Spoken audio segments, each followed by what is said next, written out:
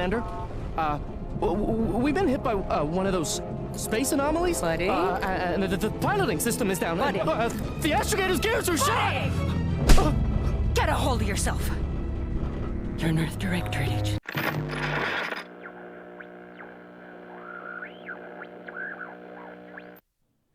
Hey, it's Paris. I am back with another video, and this is another one from Gamescom 2025. But more specifically, this is a preview for The Outer Worlds 2 by Obsidian Entertainment. So I want to thank Xbox, I want to thank Obsidian for allowing me to get some hands-on time during Gamescom, as well as interview not only the game director, but also the creative director for The Outer Worlds 2. So stick around to the end of this video and we will jump into that interview. And I thought we got some insightful information out of that. So you'll definitely look forward to that. Now, I got to play The Outer Worlds 2. More specifically, I got to play the prologue for The Outer Worlds 2.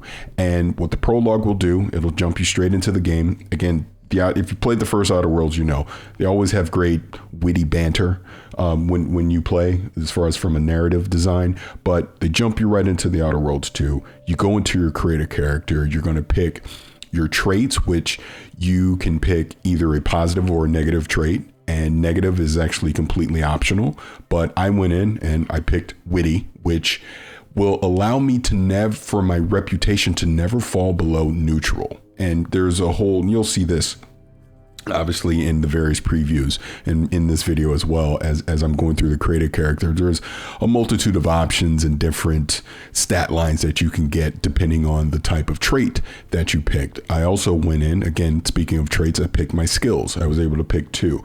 I picked guns and I picked hacking. And then as my background, I picked being an ex-convict. And I didn't mess around too in depth into the creative character, but if you played Avowed, you know you can go pretty deep if you so choose. But I just wanted on limited time, so I just wanted to hurry up, create a character and jump in and start playing. So created my character, jumped in, and with this being the prologue, you'll get some narrative stuff. You'll be introduced to your companions, which, you know, if you watch Opening Night Live, you know that companions will be a key component in The Outer Worlds 2. And you go out on your initial mission. So the fact that I picked guns as one of my skills, you know, I was able to use that with the pistol. I'm taking down some enemies as I'm traversing through. There's some various narrative things that you'll encounter, talk to your companions. You'll encounter some different scenarios where, depending on the traits or the skills that you pick, maybe allow you to take a shortcut through, or you're going to have to find an item, things of that nature. But with this being a prologue, and I won't spoil how it ends, I think it did the job. It introduced me into the Outer Worlds 2. It's able to introduce someone who did not play the first Outer Worlds into this universe, so to speak, and off you'll go. So like I said, this is a prologue, so it's not meaty. I think I want to be clear on that. And I feel I have a different perspective because I did play the Outer Worlds 2 at the June showcase, which was deeper into the game, completely different scenario. I had different weapon sets, different skills, traits, etc. So I kind of see what the potential is beyond the prologue. But I will say, for people that are playing this, there's not a ton there. But I really enjoyed the dialogue. I really enjoyed, because again, your choices are going to matter in all this. I really enjoyed the narrative that they had in this. But once you get past the prologue, I would assume this is when you're going to start to find other gear to equip, other weapons. Obviously, this is where you really start to utilize, you know, some of your skills and traits that you'll pick as your character. Now, I'll give a spoiler going into the interview, because I did ask the game director about respec. Respec is not in the game, and I will let him explain as to why in the interview, but I do think that will be a nice twist into this and potentially add some replayability. But overall, I did enjoy this preview because I think it is setting up The Outer Worlds 2 to be bigger and better than its predecessor. I personally was a big fan of the first game, so to see them now be able to iterate, get the lessons learned on what they had from the first Outer Worlds and expand upon that coming into the Outer Worlds 2 has me really excited. So I'll leave it there for the preview here of the Outer Worlds 2 from my perspective. Obviously, you've been watching just some of the gameplay here. It's using Unreal Engine 5. Looks really good. Again, not any crazy bugs or any technical issues that I truly noticed, but this is still preview, so we'll wait to see what the final build looks like on October 29th. So with that said, I'm now going to transition over to the interview that I did with the game director and the creative director for The Outer Worlds 2 at Gamescom 2025. This is Paris. Thank you for checking out this video, and I will talk to you again soon. All right, it's Paris. I am here at Gamescom. This is my second time at Gamescom, and ironically enough, the very first time I was at Gamescom in 2019, the first interview I did was The Outer Worlds.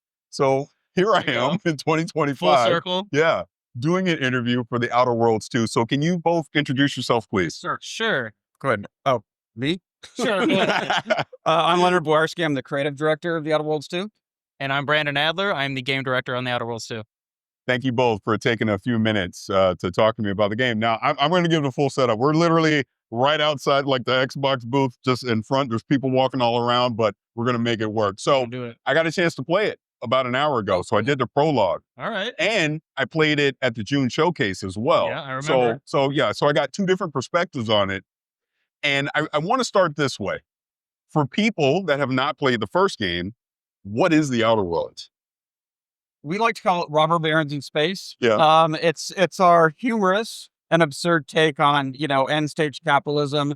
And if that ruled how people were colonizing a galaxy. Yeah. We're also really huge fans of like pulp science fiction.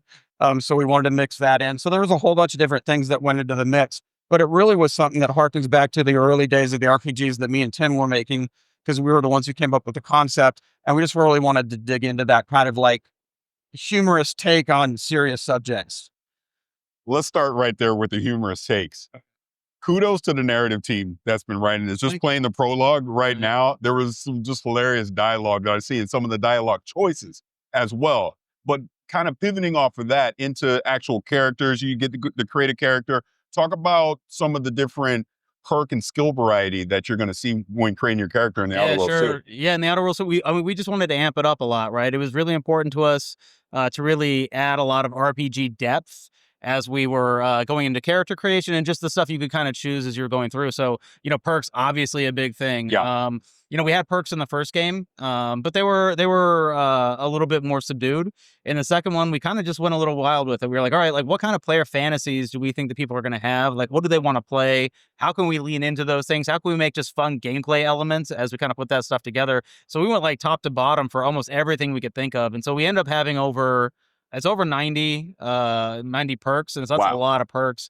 We added a lot of traits. So instead of attributes, we lean into traits of like, all right, what are things that are going to be important to this character's build? They're very athletic or something. Okay, then we're going to go and build out a trait that shows you it's called brawny. So like that's your strength, that's your whatever, right? And then you can use that trait throughout the game to do all kinds of different interactions and whatnot. And we just took that almost top to bottom with everything that was inside of character creation.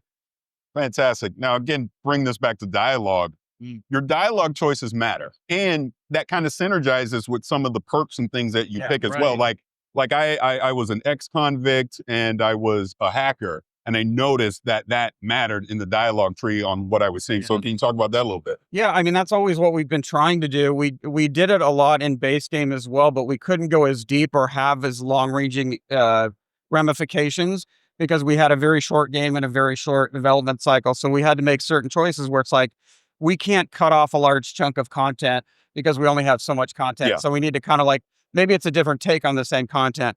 This time around, we really wanted to dig into the Obsidian heritage of like, you make a certain choices and you can't do specific pieces of content, but we also wanted to reward you for like, oh, you get to do this thing because you pick this perk, right, or you pick this skill.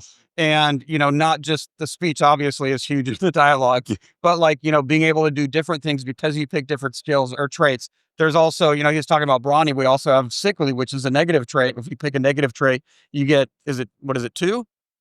Yeah, if you choose 2 positive traits, you have to take a negative one. Yeah, that's it. I always say that backwards. But yeah, so even then, there's things that you could figure out because you're sickly. We don't do a ton of those in the game, but there's a couple really cool places where that comes into play. And for us, that's like the heart of this kind of game, where it's just like the choices you make are really going to determine how you play your game and how the game feels to you. Fantastic. Now, companions, because that obviously was something that you debuted and talked about during opening night. Opening night live, it is how you say it. And then obviously I got to experience a little bit in the game itself. So how important are the companions as far as your character advancing in the story and just the overall scope of the story as a whole? Well, you can play as a lone wolf without Yeah. any companion whatsoever. But we always like to make companions that have compelling stories in and of themselves. Yeah. And this time around, they might not always agree with each other. Right. They might have different goals, and you might run afoul of one if you do something the other one wants you to do. So it's really up to you as a player, like which ones resonate with you, which ones resonate with your gameplay style.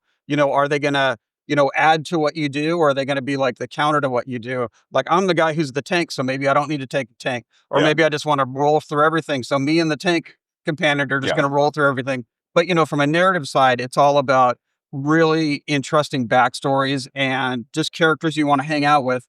And if we've done our job, it's like really difficult to know who you want to hang out with the most. There's also a skill element to it as well. Niles has a thing where it's almost like a workbench that you could use anywhere. So, and that's really great with our crafting system with the different mods and all that stuff. You don't have to find a workbench. So it's just like, Niles is a fantastic character, but at the same time, if you want to go with some of the other ones, you're like, I got to give that up. Or some of the characters can heal you. It's like, oh, am I going to give that up and take this other character along? So to me, it's like the best of difficult choices. The more difficult they are, the better we've done our job. Well, there's another interesting element too, Yeah. right? Like with the companions, each of them represents one of the major factions in the game. Okay. And so you get like an inside look into that faction and what they think about things, and that you don't normally get even just talking to people, right? Like you really get the inside scoop on that stuff. And so for something like the Protectorate, for example, which you don't really interact with a huge amount in terms of the actual populace later on in the game, one of your companions is a Protectorate arbiter.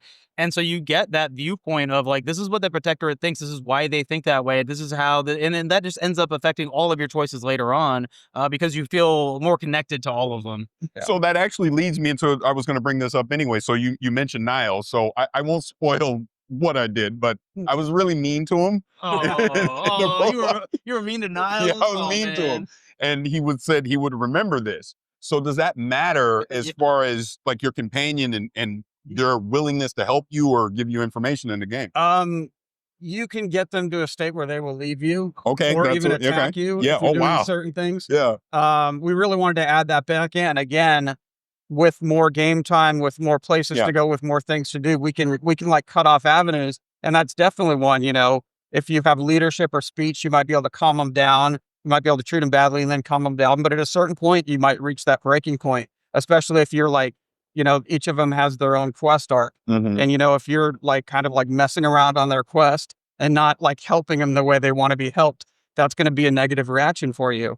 So it really has to do a lot with, again, it all comes back to how you want to play the game, but you're going to pay the price for the choices you make. Or reap the reward. Here's the thing, though, with the Niles choice that you made, without getting too much into all of that stuff, you got to remember that's the formative years for Niles, right? He's a brand new agent, and so if you send him down the wrong path early, like that, the effects are going to have like long-term arc effects, even just who he is and his character. Oh, I love that. I love that. Now, you also mentioned briefly crafting and mod. So can you kind of go into detail on that? How extensive are we going to see that in the game? I mean, they're omnipresent. Just from the very beginning, we wanted people to use the crafting system. One of the things that can become maybe somewhat problematic if you have a crafting system is, all right, well, do I need to go out and adventure and find stuff if I can just go make the best stuff? And then you have to have a weird balancing act with that. We wanted to lean harder into like, well, no, we want you to be able to craft consumable type things, your ammo, your grenades, your mines that you're using, maybe primers, which are things that heal you in different ways. And so we leaned really hard into that and that aspect of it. And because of that, we built that into our system where it's like, all right, ammo is a little scarce in the world if you're just going and just shooting people and looting their bodies. So we made sure, okay, well, like, but you get a lot of crafting materials. You can use that to craft different ammos, or you have bits, you can go buy ammo at stores, things like that. But again, overall, this system, we really wanted to expand on it. We wanted to expand on the mods that you have. And so I can't even tell you how many mods we have right now. It's got to be in the hundreds if you take all the weapons combined. Oh, that's fantastic because it allows you, as you're saying, to play the way that you want. You can build out your character in any way that you want to, and this just kind of supports that. And so again, the crafting system really kind of just amps up that whole experience and really feeds into that. Now, I have to ask on this because at the showcase, I remember we kind of had a little round table talking about this respect. So, yeah. so kind of go into your reasonings because there isn't respect in the game, correct? Yeah, we removed respect, and I know that some people really love respect. Yeah. And that's important to them. And I'm not saying that there's a right or wrong way to play any RPG, but my own personal feeling on this is I want your choices to matter. And to me, that means also your character choices, your build choices. Like I want people to actually pick a lane and decide this is how I want my character to be. And the example I always use is, if I'm going to make a charismatic rogue, I could build my character out that way and I could be playing the game that way. To me, it feels a little wrong if you're like, well, actually, you know what? Never mind. I'm going to be an engineer and I'm going to focus on this other thing. And then, the next thing be like, well, actually, you know what? Never mind. I'm going to be a sniper. So I'm going to be a ranged damage sniper that doesn't do any of that stuff anymore. Again, I want people to have a connection with their character. I want them to have a connection with what they built. And the way to do that is to make those choices actually matter long term. Okay. Couple more questions before we end this. So talking about weapons and armor, I know there's a variety of weapons and armor, but the perks, I saw some of the stats in the armor, like when just playing this preview. So will that also matter depending on kind of the traits that you pick in your character as far as synergizing with the weapons and the armor that you have? See, we're doing this right up front. A lot of our equipment actually scales with different things that you have. Okay. So as an example, you might have some a piece of headwear that does more damage if you have higher observation skill, and the higher your observation skill goes, the higher the damage ends up going. That's just one small example of something like that. But we did that with a ton of our equipment. So a lot of that feeds in directly into the RPG stats, either through skills or again perks that you might have or things like that. One little side note, I remember just now in the preview, there was something I went to go read it basically alluded that, look, you're not smart enough to do this. And I was like, wow, I'm insulted on that. But that was great. Final question. So like I said before, 2019, played the original Outer Worlds, absolutely loved it. Just going by the 2 times that I played it here recently, it just feels bigger in scope. So in comparison to the Outer Worlds 1, how big is the Outer Worlds 2? I mean, it's always hard to talk about that type of stuff, but I will say it is significantly larger in not only just like the amount of content that there is in gameplay, but the number of different RPG systems that we do, like almost everything. Like we made sure to make everything more in depth. And to be honest, like Leonard brings this up all the time of like, hey, these are things we wanted to do in the very first game, but we weren't able to do. And now we have the capability to do that. And I know one of the things, there's a certain segment of the player base from the first game that really loved the fact that it wasn't this 500-hour epic. Right. And a lot of our stuff is optional. We just wanted the place to explore, the area to explore the different choices you can make, the side content you could do. Obviously, you have to level your character up. You need to do enough of that, but we didn't put in like, hardcore blockers where it's just like, well, we're going to make you do like X number of hours or X number of quests before you can get to the next place. If you really just want to focus on the main quest, you can do that. But hopefully, the other content is compelling enough to make you want to do it as opposed to being feeling like you're being forced to do it. Oh, that's fantastic. And actually bonus thing, and we can end on this. So going back to what you're talking about, respect and what you just said now. So this almost adds a layer of replayability because it's like, oh, wow, I didn't do this. Let me go back and do it this way. Very much so. I think as you play the game, there's already this thing starting to build in the back of your mind about like, okay, what's my next playthrough? I'm going to do that on my next playthrough. Right. That doesn't match my character. Because, we always go back to this at Obsidian. It's just like who you make. That's the most important story. The character that you're making and their story in terms of how they interact with the world and the world feeling like you're in there interacting with it. That to me is the most successful story of the game. Fantastic. Well, gentlemen, thank you so much for taking a few minutes. I know we did this crazy, but appreciate the information. Cannot wait for that. We're till October 29th. October 29th. Really looking forward to it. So thank you so much. Thank you. All right. Thank you very much.